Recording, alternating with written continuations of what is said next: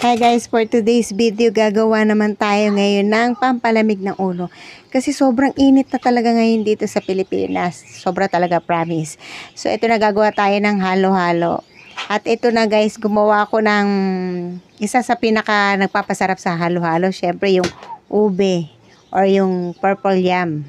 Napalamig ko na to at syempre lalagay ko sa rep. Tapos yung pangalawang gagawin naman natin, itong leche flan. Syempre, masarap ang halo-halo pag meron talagang leche flan.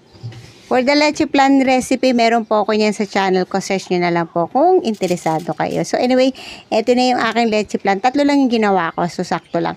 Pagkatapos, ito gumawa rin ako syempre ng gulaman. O yung tinatawag na agar-agar. Nas gusto ko talaga pag sa gulaman, ako yung magluluto. Kasi gusto ko yung nas matigas na texture, yung parang mas makunat-kunat kasi mas masarap para sa akin yung ganong klase ng texture ng gulaman. Itong gulaman ko, hindi ko na nilagyan ng sugar to kasi nga ilalagay ko naman siya sa halo-halo kaya hindi na kailangan maging matamis yung gulaman. Pagkatapos, syempre meron tayong minatamis na saging na saba. Sakto lang yung tamis nito, talagang inalalay ko lang kasi ayoko naman talaga ng super tamis. Kaya nga gumawa ako ng homemade na halo-halo para sa kids. Syempre para yung lasa niya according to our taste, no? Kasi ayoko ng sobrang tamis. So anyway, pati yung leche flan ko ganun din, no? Hindi siya ganun ka sobrang tamis. Saktong-sakto lang. Pagkatapos ng leche flan, syempre yung kamote. Syempre, isa rin to sa star ng halo-halo eh. Yung minatamis na kamote. Sa sobrang init talaga, magkikrave ka talaga sa halo-halo. Noong nakarang pinabili ko yung bunso ko nung halo-halo, medyo nalungkot ako doon sa halo-halo kasi invisible yung sahog. Walang sahog halos. So anyway, eto na yung aking purple yam, yung aking ube halaya. Tapos syempre, bumili na rin ako nito mga to na lang, yung kaong, nata de coco, yung beans. Binili ko na lang yan kasi ang hirap naman kung lulutuin pa natin yung mga yan, no? So anyway, sinaling ko na tong ating agar-agar. So eto na yung ating mga ingredients, yung ating gulaman.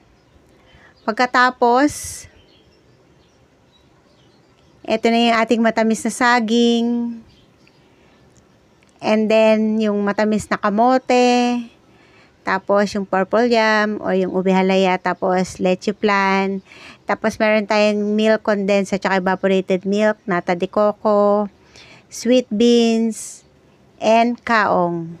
Iyan yung mga ingredients natin. Kung susundin ko lahat, guys, medyo magastos talaga at mabigat sa bulsa. So, dito pa lang sa mga debote, 83 pesos na tong sweet beans eh. Tapos itong nata de coco, nandun din yung mga ganong presyo, mga nasa 80 plus din, pati yung kaong. So talagang medyo mabigat sa bulsa talaga pag sinunod mo lahat yung ingredients. So actually, meron pang kulang dyan. Pero kahit medyo may kamahalan naman yung ating nagastos, sulit naman kasi talagang may enjoy naman talaga ng family, lalo na pag ganito karami, no? Ilang serve ng halo-halo yung magagawa natin. At ito na yung pinahabol ko lang kay Habi to, yung pinipig. Nagpabila ako ng pinipig. Tapos ito na lahat guys yung ating ingredients at magsisimula na tayong gumawa ng ating meriendang halo-halo. Syempre gusto ko kasing pa-experience sa kids guys yung yung pamamaraan kung paano magkaskas ng yelo, yung pinaka old style, no? Old style na ba? Kasi ganito sa amin nung araw yung yung pangkaskas ng yelo. Ganito yung ginagamit sa amin. So, alam niyo ba, nanghiram pa ako sa sa kaibigan ko ng pangkaskasa ng yelo, no? Talagang dinayo pa namin ni Habi yan doon sa bahay nila para lang manghiram ng pangkaskasa ng yelo. Kasi gusto ko ma-experience nila kung paano gumamit nitong pangkudkod ng yelo or pangkaskas ng yelo, no? Kasi usually ngayon, ang ginagamit na ngayon sa mga nagbebenta ng halo-halo, yung mga electric na ice crusher. So, ganun na ngayon. So, ito, parang bibihira ka na makakita ng gumagamit ng ganito kasi nga medyo matagal nga naman pag ganito. Pero nakakatuwa rin kasi para back to basic tayo kumbaga. So, habang gumagawa kami nito ng halo-halo, pinag-try ko sila isa-isa para ma-experience nila kung paano gumamit nitong kudkudan ng ng yelo. Siyempre ako yung una nag-try, pinakita ko sa kanila kung paano gamitin ba 'to. At ang nangyari niyan nung kanya-kanya silang kudkod, so may tumalsik, may tinamaan ng mga kung ano-ano dito sa lamesa, may nalaglag. Kasi siyempre hindi nga sila sanay 'no, pero siyempre nakaka-enjoy din kasi ang nangyari parang naging family bonding. Nakakatuwa 'no, bago mo kainin yung halo-halo, magkaskas ka muna ng sarili mong yelo para makakain ka ng halo-halo. Kaya nga sabi ko sa kanila, do it yourself, no? Gusto mo kumain ng halo-halo, kailangan magkaskas ka ng halo-halo mo. Siyempre, bahala na rin sila kung ano yung mga ilalagay nilang isasahog dito sa kanilang halo-halo. So, bahala na sila kung gaano karami yung ilagay nila, kung gaano karaming gatas. So, bahala na sila dyan. Tapos, pagandahan pa ng paggawa ng halo-halo. So, kung sino pinakamagandang gawa. So, siyempre, ito yung akin. Ako yung gumagawa nito.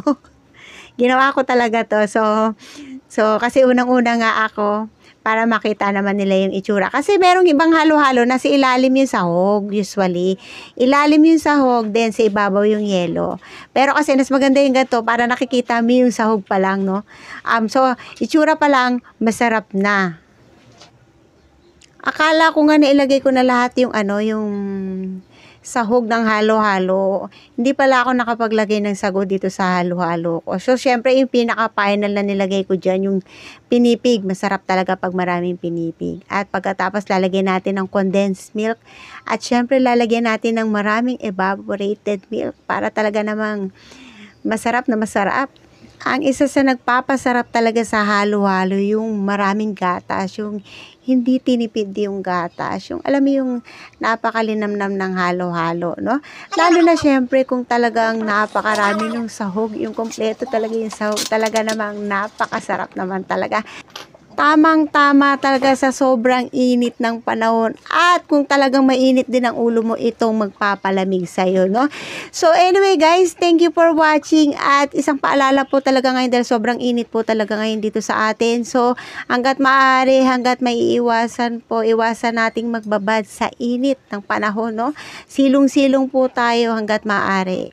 Kung wala rin naman po tayong gagawin sa labas, mas mabuti pong sa loob lang po tayo ng bahay. At huwag kakalimutang uminom ng maraming tubig. Siyempre para maiwasan natin yung mga dalang sakit ng tag-init. Kasi sobrang init po talaga ngayon. So that's it guys. I hope nag-enjoy kayo sa aking video for today. At medyo napalamig ko yung ulo nyo ngayon sa sobrang init ng panahon. Thank you for watching and God bless everyone. Stay safe. Ingat po tayong lahat. Bye-bye.